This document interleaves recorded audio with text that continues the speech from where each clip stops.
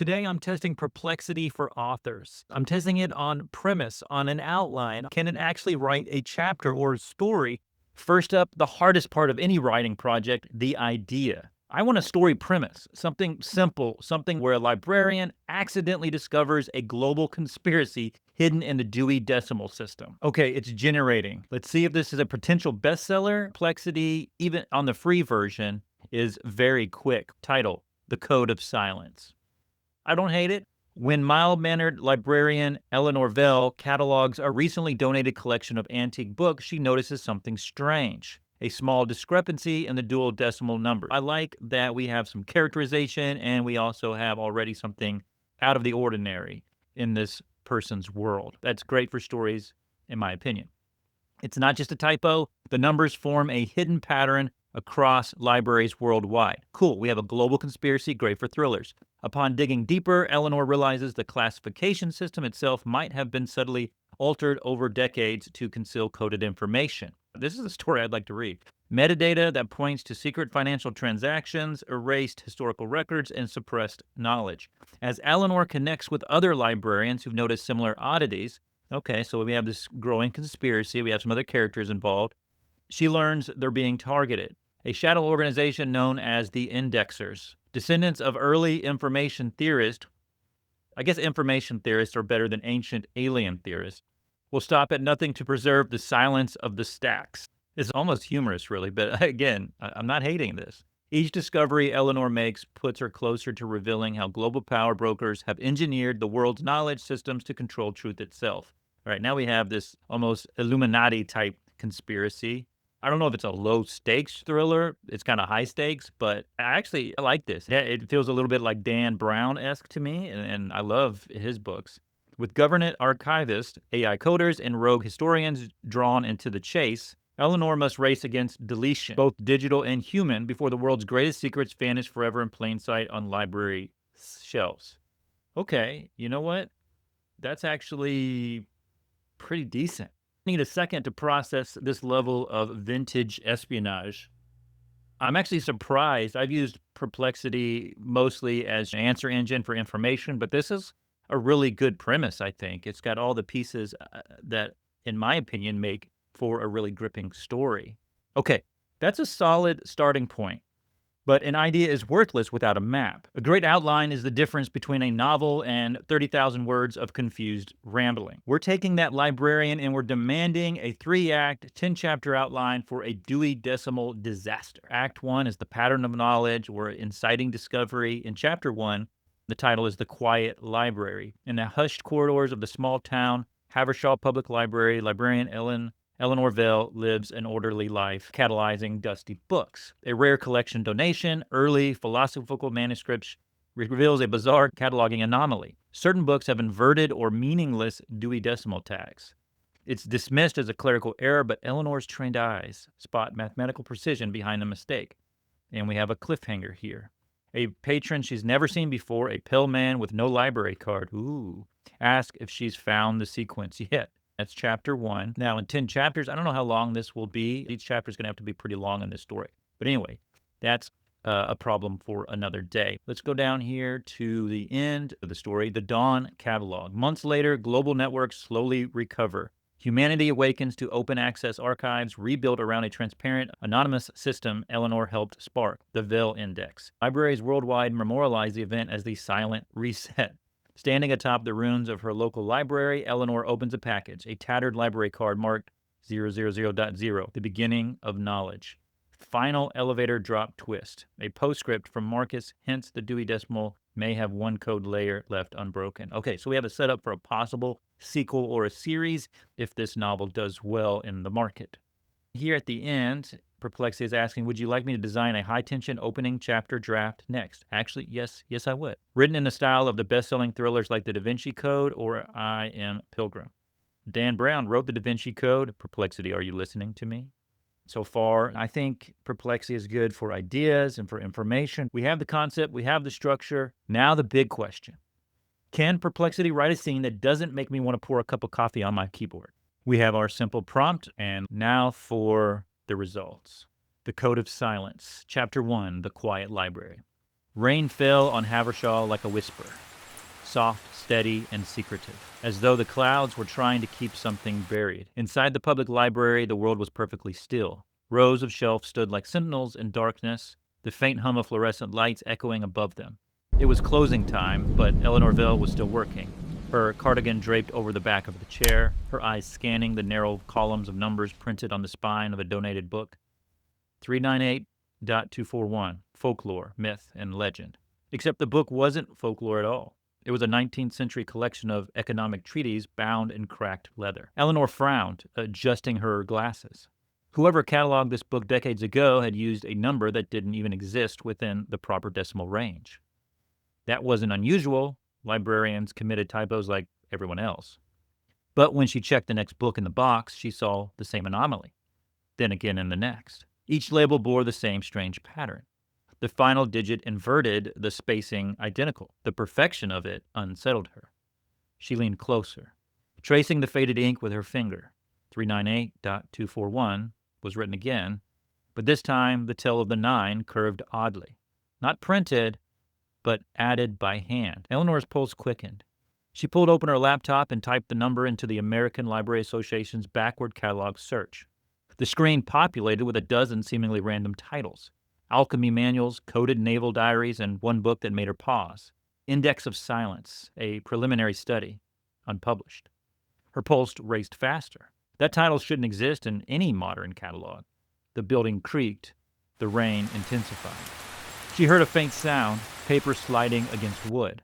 Someone was moving in the fiction aisle beyond the reference desk. "Hello?" she asked. Her voice cracked the silence and startled her more than she expected. A moment of silence.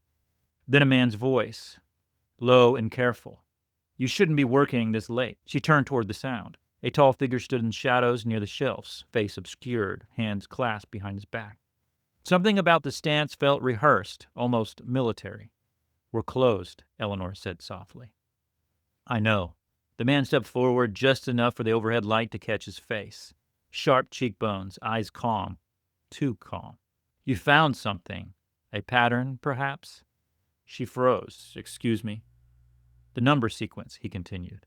"The one scattered through your donation box? How did you know about that?" He smiled faintly and reached into his coat. She tensed, but he only produced a library card. Its laminate was cracked and yellowed with age. He placed it gently on the counter between them. No name, just a single printed number. 398.241. "I don't understand," she whispered. "Neither did the last one who saw it," he said quietly, and he didn't live long enough to explain it. Before Eleanor could respond, lightning flared through the tall windows, bleaching the library in white light. When her vision cleared, the man was gone. Only the library card remained. On instinct, she turned it over. A line of text had been etched underneath the plastic, barely visible. "The index awakens."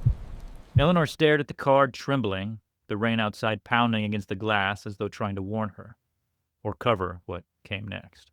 I'm really impressed by this. I kind of want to see what happens next in this story. Of course, it's not perfect, but it's better than a lot of published novels that I have read or tried to read. There are some cliches in there. There's definitely some things that I would change. But honestly, if I picked this up off a bookshelf, read this first chapter, I'd be like, yeah, I'll check this out, or I'll buy this book and I'll see where the story goes, where it takes me. I didn't actually expect it at all to be this good at storytelling.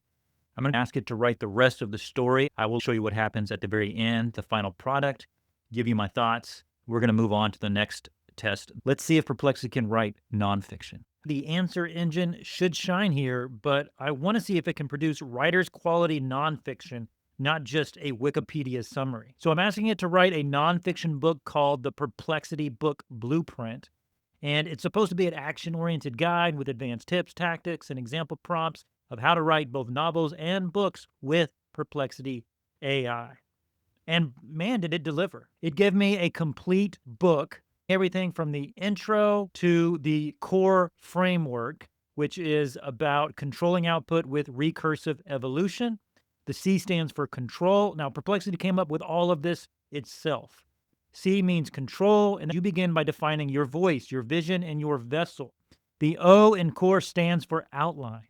Once voice, vision, and vessel are locked up, you can use your Perplexity's synthesis abilities to produce a hybrid outline. In this case, we're using dual axis outlining, or DAO. Axis 1 is the reader arc, axis 2 is the content arc, and the reader arc is the emotional journey of your audience. The content arc is the logical progression of knowledge or events. I really like this outline and how it took it from the basic generics to something more elevated. And again, there's a prompt. The R stands for refinement. Refinement means an iterative rewriting through feedback loops. Use Perplexity to simulate 3 roles: editor, reader, and critic. And then there's a prompt. The E stands for expand. Expansion happens only when the structure and clarity are already locked in. And then you can generate scenes, examples, or case studies with what Perplexity came up with again, the scope booster: story, case, observation, principle, and example. And then there's a prompt. Using the scope framework, expand chapter, whatever the number of the chapter is, by providing 1 illustrative story, 1 real or hypothetical case, 1 key observation, 1 core principle, and 1 example or takeaway for the reader. So this is great for nonfiction. Each chapter ends with these action assignments for you to take action immediately. In chapter 2, we get the book engine, which is the blueprint, outline, output, and Kindle ready. We get the blueprint of your book with a prompt, the outline with a prompt, the output to the draft with a prompt, Kindle ready formatting. Of course, again, you know it, with a prompt. And there's an even advanced tip and again, action assignment. Chapter 5 is when we talk about AI agent workflows for content creation. As we near the end of the book, we're getting a prompt glossary and a resource arsenal. It's a listing of all the prompts. You also get quick start workflow templates and prompts by use case, a resource directory. You even have genre-specific prompt examples. This complete book will be available through the link in the description and in the first comment, so check it out. In my opinion, this is where Perplexity's roots as a search tool definitely gives it an edge. Since I really wanted to push Perplexity to its limits, I asked it to write a few scenes that often give AI writers, and honestly, human writers, trouble. I asked it to write a action scene with as much violence as it was able to give me, and the same with a romantic or spicy scene, and then some more complicated scenes. The action scene that you see right here on the screen was pretty good. This is a couple paragraphs that I would drop into an actual thriller story. It wasn't super violent. It wasn't gross, over-the-top violence, but it's more violence than you will get from the old AI models. So for the action scene, I think it passed. For the romantic or spicy scene, it was a little bit more romantic than it was spicy, which is fair enough. I don't think it passed this particularly for spiciness, but for a romantic scene, it did fine. Then I also asked Perplexity to give me a complex multi-character scene that crossed multiple settings. I'm not going to read all this to you, but this scene covers several characters, crosses several settings in different spaces in this fictional world, and I think it passed this with flying colors. I also wanted to test Perplexity's ability to revise and enhance writing. So I give it these sentences. John was an old man and tired. He had long hair that was graying at the ends. Most people thought he was angry all the time, and they were almost right. They were definitely right the day he drove to the courthouse with a loaded gun in his lap. They wanted justice, and justice was coming for them. I think this is okay as it is, but there's definitely room for improvement. Perplexity gave me this enhancement. John was an old man, and he wore his years the way others wore scars, visible, unhealed, and remembered. His hair hung in uneven strands, silver creeping through like frost on forgotten iron. I really like that sentence. People in town said he was always angry. They weren't wrong. They just never understood how much it took to stay that way for so long. That morning, he didn't bother to hide it. The old truck's engine rumbled like a growl as he drove toward the courthouse, a loaded pistol resting on his thigh. The weight of it felt almost righteous. They called what they did to his family justice. Today, I plan to return the favor. I definitely think that's better than the paragraph I gave it. I asked it to rewrite a couple different ways, a literary version, a romance version, a comedy version, and you can pause and read this if you like, but it did a fine job at all three. I promised I would come back to the novel when it was finished, and that's what I'm doing now. Perplexity finished all 10 chapters of the story. The problem that I ran into is that each chapter was about 400 words.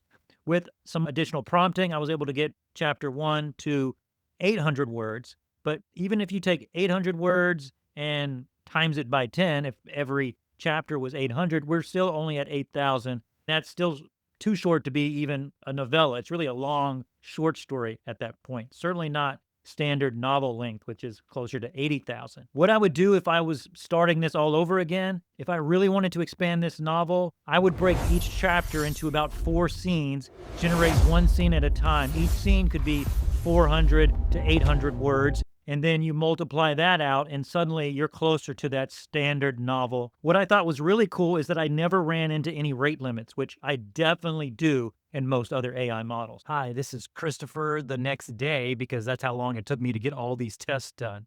I wanted to give you my final thoughts.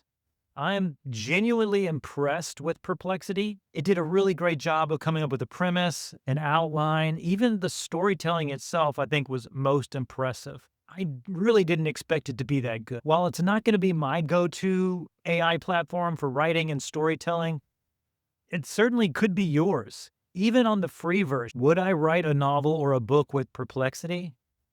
Yeah, I would. And you might want to give it a try. If you enjoyed this video, I think you're really going to like this playlist where I tested all kinds of other AIs. Thanks for watching.